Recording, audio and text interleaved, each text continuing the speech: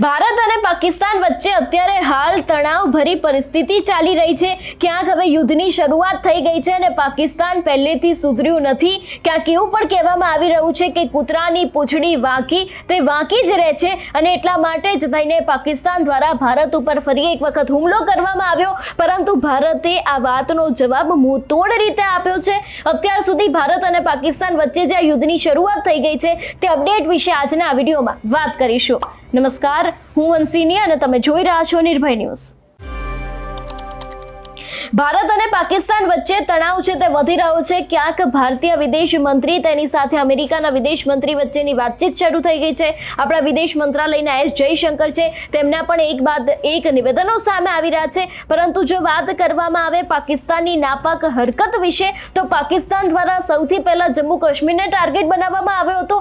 તેના એરપોર્ટ ઉપર અનેક એવા હુમલા કરવામાં આવ્યા હતા। એ બાદ સીધો જ ટાર્ગેટ ગુજરાત ઉપર પણ ક્યાંક કરવામાં આવ્યો હતો। ગુજરાતનું કચ્છ હોય, ભુજ હોય, બનાસકાંઠાનું વાવ અને સુઈગામ હોય, એ દરેક જગ્યાએ ક્યાંક સુરક્ષાને પગલે અત્યારે હાલ બ્લેકઆઉટ કરી દેવામાં આવ્યું છે। પરંતુ જો વાત કરવામાં આવે અત્યાર સુધીની અપડેટ વિશે, તો ખાસ કરીને 3 મિનિટ પહેલાની જો વાત કરવામાં આવે કે અત્યારે હાલ ઇન્ડિયન એરફોર્સ દ્વારા એક માહિતી પણ બહાર પાડવામાં આવી છે કે હવે શું કરવામાં આવવું જોઈએ, એટલે કે એક એડવાઇઝરી જાહેર કરવામાં આવી છે અને એર ઇન્ડિયાએ પોતાના સોશિયલ મીડિયામાં લખ્યું છે કે bureau of civil aviation security દેશભરના એરપોર્ટ પર અને મુસાફરોની સુરક્ષા વિશે વાતચીત કરી છે।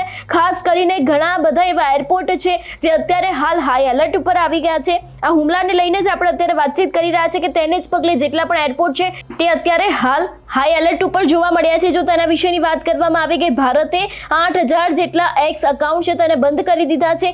દેશ વિરુદ્ધની ભ્રામક ન્યૂઝ ફેલાવતી કેટલીક ઇન્ટરનેશનલ ચેનલ છે તેને પણ બંધ કરી દેવામાં આવી છે। ખાસ કરીને સરહદ પર રહેતા લોકો છે એ લોકોને અત્યારે હાલ બંકરોમાં ખસેડવામાં આવ્યા છે, કારણ કે પાકિસ્તાન તરફથી એક બાદ એક હુમલા થઈ રહ્યા છે, પરંતુ ભારત તેનો મુંહતોડ જવાબ આપી રહ્યો છે। આપણે જોયું હતું કે કરાચી હોય કે દરેક જગ્યાએ હવે ભારત દ્વારા પણ સીધો હુમલો કરી દેવામાં આવ્યો છે અને ઘણી બધી જગ્યાએ અત્યારે હાલ બ્લેકઆઉટની પરિસ્થિતિ સર્જાઈ છે। ખાસ કરીને પાકિસ્તાન દ્વારા પંજાબને પણ ટાર્ગેટ કરવામાં આવ્યું હતું। પંજાબના પઠાણકોટમાં પણ ક્યાંક હુમલો કરવામાં આવ્યો હતો। એટલે જે પ્રમાણે આપણે જોઈ રહ્યા છે અત્યારે હાલ પરિસ્થિતિ વધારે ને વધારે તંગ બની રહી છે। પરંતુ એ બધાની વચ્ચે એક સૌથી મોટી અપડેટ, કેન્દ્રીય ગૃહમંત્રી અમિત શાહે પણ ઉચ્ચ કક્ષાની સુરક્ષાની બેઠકો છે તેનો દોર શરૂ કરી દીધો છે અને જે પ્રમાણે ભારત દ્વારા પણ સીધો જ હુમલો કરવામાં આવ્યો હતો। લાહોર હોય, કરાચી હોય કે પછી ઇસ્લામાબાદ હોય, દરેક ઉપર ભારતનો સીધો હુમલો જોવા મળ્યો હતો અને જે પ્રમાણે ટાર્ગેટ કરવામાં આવ્યું હતું સૈન્યના જેટલા પણ ઠેકાણા છે દરેક લોકોને ટાર્ગેટ કરવામાં આવ્યું હતું।